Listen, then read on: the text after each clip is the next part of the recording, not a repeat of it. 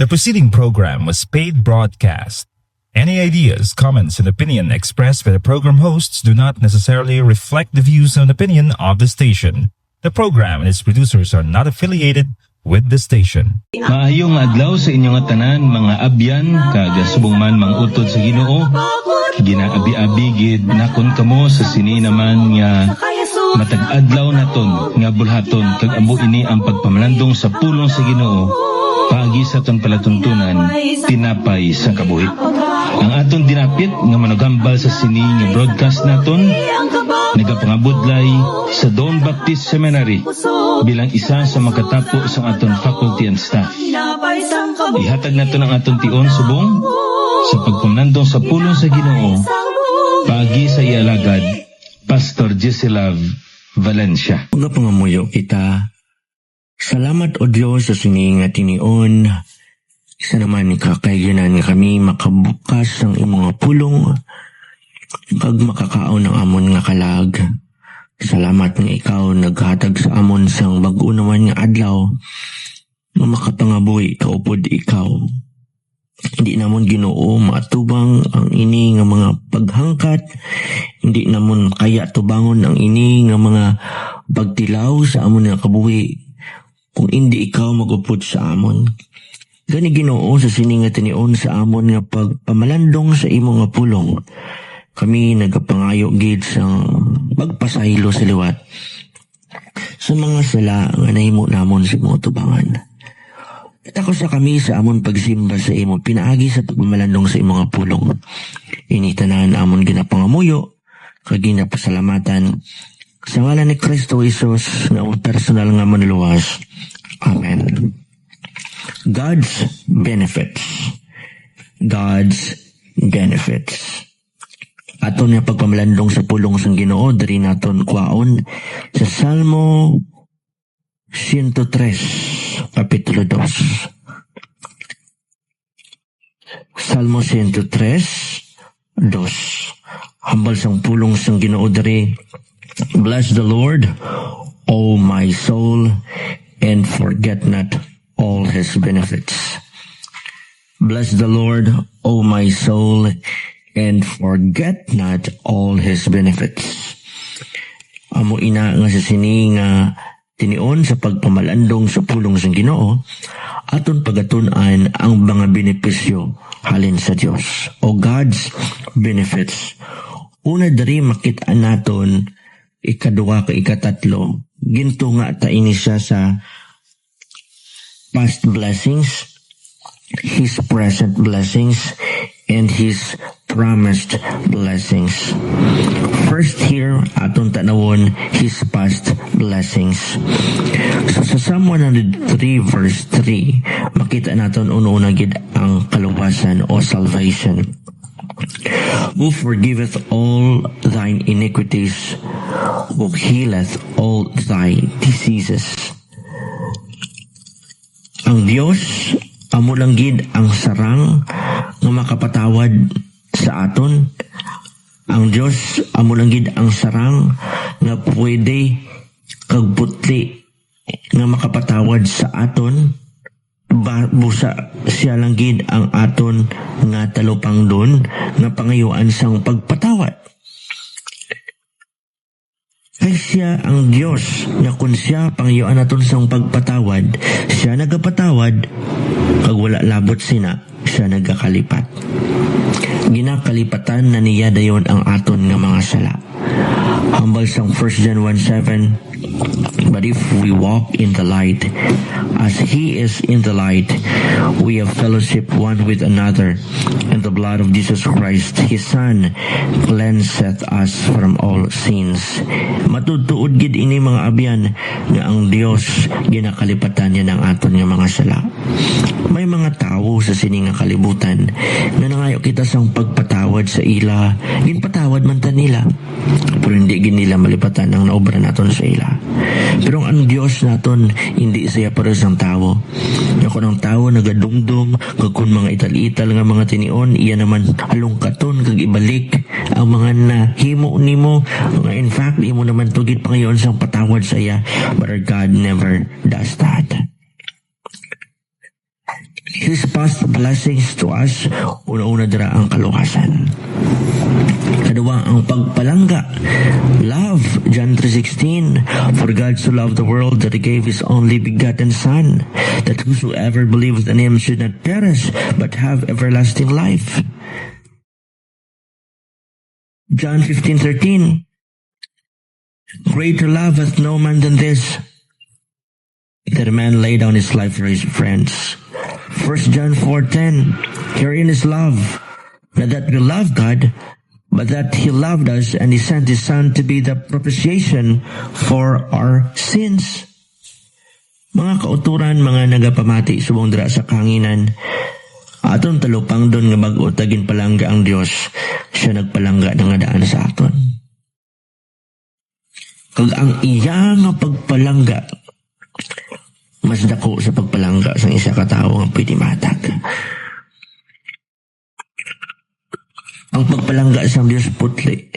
Ang pagpalangga sa Diyos waay sang mga kondisyones. Tuwag na naton unconditional love. Kung kita nga mga tao nagapalangga kita perme, kung hindi ta kayo magpalangga wala sang kondisyon. Pero ang Diyos nagapalangga nga wala sang kondisyones. Salvation, love, and friends. Psalm 33 verse 1. Behold, how good and how pleasant it is for brethren to dwell together in unity. You know, friends are blessings from the Lord. Friends are blessings from God. Mas maayo nga kung kita magapangita sa aton mga abyan sa fellowship sa mga Kristohanon. Kag mas maayo ang pag-fellowship sa mga Kristohanon kay nagahiliusa kita, kag nagaisa kita. Kaya tungkol isa kita sa pamilya sa Diyos. Mga kauturan na aton tandaan na wala sang may makasalin, way may makapuli sa paghiliusa sa mga Kristohanon. Diri makitaan nimo ang pagpalanggaanay. Diri makita nimo ang pagtangdanay. Diri makita nimo ang pag-ulikiday. Diri makita nimo ang pagbuligay tungod kita mag-utod sa panimalay sa Diyos. Salvation, friends, love, and the church. The church is also a blessing from God. Psalm 122 verse 1. I was glad when they said unto me, let us go into the house of the Lord. Sa siningang pandemic, nagsarado ang aton mga kasimbahanan. Nasubuan ka man bala? Nasubuan ka man bala nga hindi mo madala ang imo nga kaugalingon didto sa silimbahan agud makig-isa sa mga Kristohanon? O kung duwaay na lang niya sa imo? O kung duwaay na lang kita labot nga siradong simbahan o abring simbahan? Total may online man. Sanggin buksan ang aton nga mga simbahan. Nalipay ka man bala? Na-excite ka bala? Nga Domingo na para magkadto ka na dito sa simbahan. Nga Wednesday na ka ma-prayer meeting na kamo. Hambal sa Hebrews 10:25, not forsaking the assembling of ourselves together, as the manner of some is, but exhorting one another, and so much the more as ye see the day approaching. Wa ilabot sina ang aton nga blessing nga maaga malin sa Dios sa mga nagliligad. Amo ini ang health, ang maayong pamatyag. Exodus 15 verse 26, and said, if thou wilt diligently hearken to the voice of the Lord thy God, and wilt do what which is right in his sight, and wilt give ear to his commandments, and keep all his statutes, I will put none of these diseases upon thee, which I have brought upon the Egyptians, for I am the Lord that healeth thee. You know, ang Diyos may ara siya sang iya nga mga mando. Kay siya man ang tagias ang kabuhi naton. So siya may ara sa sang mando. agud nga aton kalawasan maging healthy. Nagbasahan naton sa Exodus 15 verse 26. Keep all his statutes. Give ear to his commandments. Do which is right in his sight. You know, if we are doing things, wickedness, sins against the Lord, that deteriorates our body. But when we fulfill the will of God in our lives, when we fulfill the Lord's commandments, He makes us whole. He keeps us healthy. He is there to heal us when we are sick, not only in the physical aspect, but also in the spiritual side. Sa sinibala nga tinion, pero may kaman ka pasalamat bala sa Diyos nga maayo pang imo panlawas. Sa sinibala nga pandemic, mas dubli bilang imo, tripli bilang imo nga pagpasalamat sa Diyos kay ikaw gintagaan niya kasong maayo nga panlawas. Nakitaan naton ang past blessings halin sa Diyos. Subong tanaw naton ang present blessings. His present blessings, ara dira makita naton ang ginatawag nga material blessings. Philippians 4:19, but my God shall supply all your need according to his riches in glory by Christ Jesus. God has promised to meet all our needs. Grabe, no? God has promised to meet all our needs. But then, take note of this, not all our wants. Anong mga needs, Pastor How? Ano man ang mga wants, Pastor How? Ang needs, amuni sa mga kaabyanan, ang mga butang, nga mabudlayan kita mag-survive kung hindi siya masuplayan. We have the basic needs, food, shelter, and clothing. Kinanglan natin magkaon. Need na siya. Kamupaihan nga akon, obra maestra. Palangga sa Diyos ang mga tao. Suplayan niya ang pagkaon natin. Ang aton nga shelter. Aton nga talabunan sa aton nga mga ulo. Palasilungan naton kung nagaulan. Palasilungan naton kung init. Needs. Mga pamayo. Mga basic needs. Amo na siya ang atong tulokon nga supplyan sa Ginoo. Meaning to say, we should be contented already if God has already supplied these things to us. Kabay pa hindi kita maglapaw sa boundaries because God will not supply our wants. May mga handom kita, may mga gusto kita. Grabe atong pagpangamuyo. Pero wants man na siya gali. Gusto ta lang. Di ta man gid kinanglanon. Kung waay na, hindi man ta mapatay. Kung waay na, okay man lang. Paday man natin kabuhi. Mangakig ka sa Diyos. Sunggod ka sa Diyos. Sunggod ka sa ginikanan nimo. Kay waay ginhatag ang imo gusto. Ang sa pulong sang Ginoo diri sa Salmo 37 versikulo 25. I have been young and now I'm old, yet I have not seen the righteous forsaken, nor his seed begging bread. That's why in Matthew 6:25 to 34 encourage kita, pangamuyo kita. In fact, Jesus Christ said in His prayer, give us this day our daily bread. You know, mga kauturan, this is the truth. God will meet all our needs because that is His promise. That is His promise. And when God promises, He fulfills. Aside from material blessings, we can also see here the spiritual blessings. Spiritual blessings. Matthew 5:6. Blessed are they which do hunger and thirst after righteousness, for they shall be filled. Ang Kristohanon, ang sumulunod ni Kristo Jesus, nga nagatinguha nga magsunod sa pagkamatarong sang aton manluwas, siya punon sang Diyos. Siya punon sang Diyos. You know, when talking about blessings, the Word of God is always referring to spiritual blessings. Ang material blessings, blessings na sa Ginoo physically, but the spiritual blessings are those things that we can only receive kung kita magpakamatarong kagsundon ang mga maayo nga gusto sang Dios ni paobra sa aton kabuhi.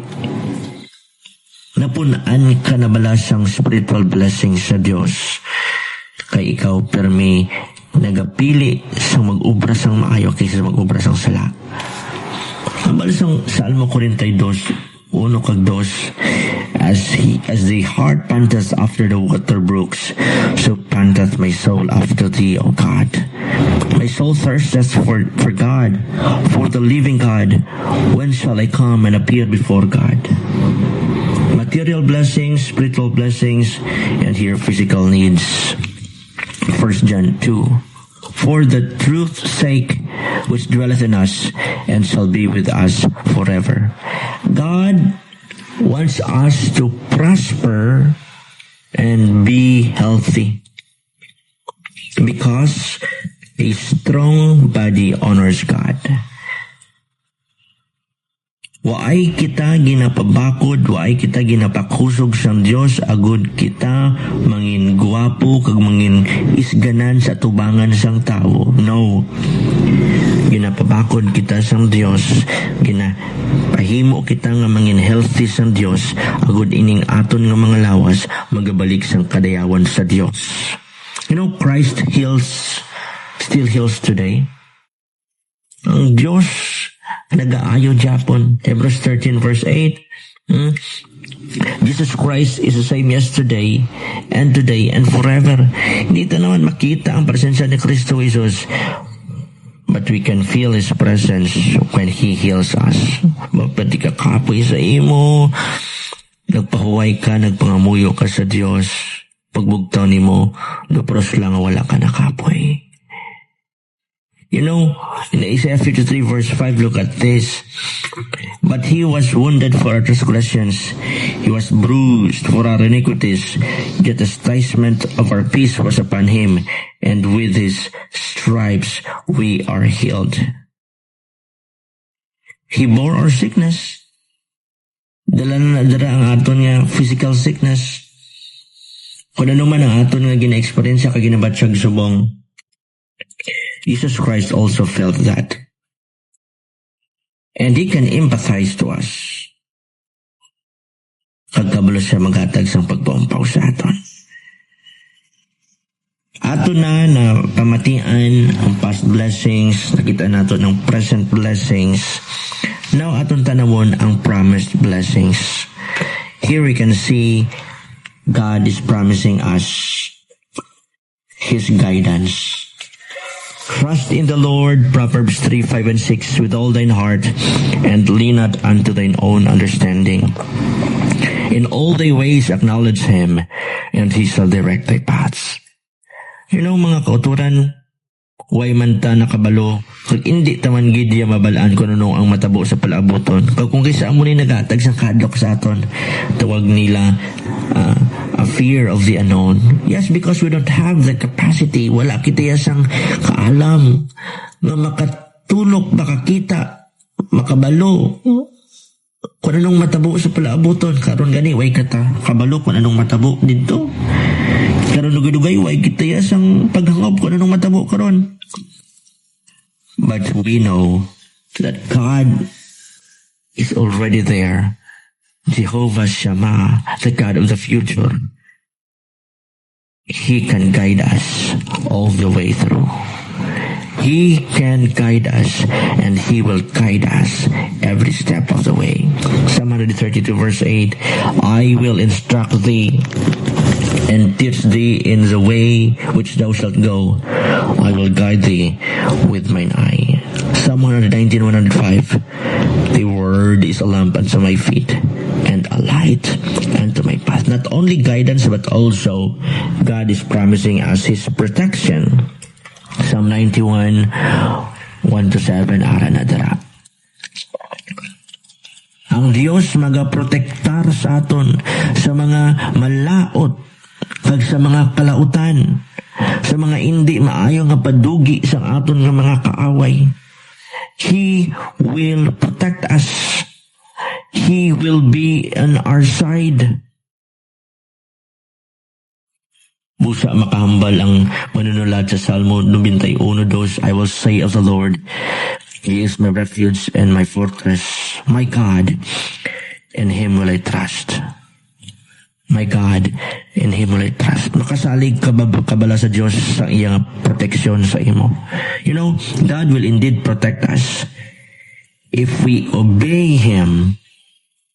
If we obey Him and the authorities that He has given us as well. Not only guidance, but also protection, also hope. Hope paglaom. John 14:1-3, let not your heart be troubled. You believe in God, believe also in me. In my Father's house are many mansions. If it were not so, I would have told you. I go to prepare a place for you. And if I go and prepare a place for you, I will come again and receive you unto myself, that where I am, there you may be also. Why takabalo kung saan abot si Kristo Jesus? Why kita kabalo kung saan siya mabalik? Si Kristo Jesus pwede ayhan mag-abot karon dugay o sumtang subong nagapamati kita sa pagwali. Base sa bagong tuig, base sa Christmas, base sa December 31, base sa January 1, wala kita kabalo. Una ya, agad kita makighiusa sa iya. Grabe no? 1 John 3:2-3, Beloved, now are we the sons of God, and it does not yet appear what we shall be, but we know that when He shall appear, we shall be like Him. We shall see Him as He is. Verse 3, and every man that hath this hope in Him purifieth himself, even as He is pure. Why labot sina ang Ginoo magatag man sa aton sang kalinong. Isaiah 26 verse 3, Thou wilt keep him in perfect peace, whose mind stayed on Thee, because he trusteth in Thee. May ara ginaya sa mga kagamo sa aton pagpangabuhi. May ara ginaya mga conflicts sa pagpangabuhi. Because there is interaction. When there is interaction, ang duwa ka solid things, may friction na siya. And when there is friction, there is heat. Muna sa mga tao, every day we have this interaction. Yes, there is friction, and time comes, may pag-indi-insindihan ay, may pag-ilinaway. But you know, only God can give us peace. Only God can give us peace. Hindi ito makuha ang kalinong sa inaway. The more you hate, the more you isolate yourself to that person, the more you just wage war towards that person, the more hindi peaceful ang kabuhi naton. Pero gina-encourage kita sa pulong sang Ginoo. Aton talupang doon, i-focus naton aton pangunahuna kag emosyon sa Dios. Saligan ta siya, kay kabalo siya sa iyang obrahon sa aton tagsa-tagsa ka mga emosyon kag kabuhi. Kag kabalo siya kung paano kita pakalmahon. Way labot sa kalinong ang Dios maghatag man sa aton, nagapromesa siya sang padayon nga pagpalangga. Jeremiah 31 verse 3, And the Lord hath appeared of old unto me, saying, Yea, I have loved thee with an everlasting love. Therefore, with loving kindness have I drawn thee.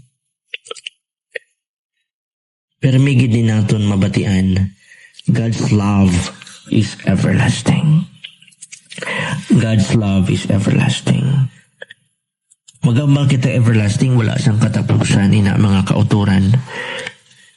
Kunang aton nga pagpalangga sa isa ka tawo may katapusan. Kung kita nasubrahan na, nag-abusar na, naglapaw na sa mga limitasyon, isa ginauntat naton itong pagpalangga sa sinang tao. But you know, God, He is an everlasting God, and if He is everlasting, He is eternal. He is also a loving God, which is eternal. He will be loving us eternally. He will be loving us everlasting, without ending. Hinaisa kadako nga pagpaumpaw nga kung may mga tao nga nagtalikod man sa aton, kinahanglan ilang pagpalangga. May Diyos kita. Kawa ay naguntat palangga sa aton. Katapusan diri amo ang kusog. Ang Diyos nagapromesa sa aton siyang kusog. Deuteronomy 33:25, Thy shoes shall be iron and brass, and as thy days, so shall thy strength be. Ang kusog ginapromesa na sa Ginoo hasta kita mapatay. You know, isa ka butang nga dapat naton gid pasalamatan sa Dios sa adlaw-adlaw nga tanan, among kusog. Ang kusog ang rason nga nakabangon kita. Of course, Diyos ang rason sa tanan-tanan ini. But then He uses our strength so that He can stand up from our bed. We can go to the CR, we can prepare our food. Kag mahimo naton aton mga obligasyon sa adlaw nga tanan, makakadto kita sa aton opisina, makakadto kita sa aton trabaho, makakadto kita sa kun biskan diin kita dira may mga obligasyon, then puri naman tungod sa ginapromesa sa Dios nga kusog. May mga kaluyahan mula kita. May mga butang bala nga naghatag sa aton sang pampaluya. You know, mga kauturan, God is promising us of strength. Kag ang kusog, nalin saya, wala na sa kapalta. Wala na sa kapaslaw. Sa sini nga pagtuon sang pulong nato, sang pulong sang Dios, nakita naton ang mga benepisyo halin sa iya. In Psalm 103 verse 2, God's benefits, nakita naton sa mga nagkalain-lain nga pulong sang Dios, His past blessings, His present blessings, His promised blessings. Salamat o Dios sa sini nga tinion nga nakatuon kami sa imong pulong. Salamat niya kami may garantisado na kabuganaan benepisyohalin sa imo. Kami Ginoo ginsagod nimo sang mga blessings salin sa imo, sa mga nagliliga ni nga tinion subong nga pagkabuhi namon kag biskan sa palabuton ang imo nga pag-upod, ang imo nga katutom, ang imo nga kaayo gaupod sa amon. Gani Ginoo sa sini nga tinion sa pagtakop namon sang pagpamalandong sa imo nga pulong. Giyay kami palihog sa amon pagkadto sa mga pagsitag sa mga obligasyon o kung subong Ginoo trabaho kami, buligi kami, proteksyon kami, dahil labi na gid sa pagpuli namon sa amon mga panimalay. Palayo kami Ginoo sa adalit sang COVID. Tugod pa dayon kami nga baka pangalagad sa imo, kag makaupod ang amon pagsitag sa mga pamilya. Kaya tanan amon ginatugyan kag ginapasalamatan sa ngalan ni Kristo Jesus nga amon personal nga manuluwas. Amen.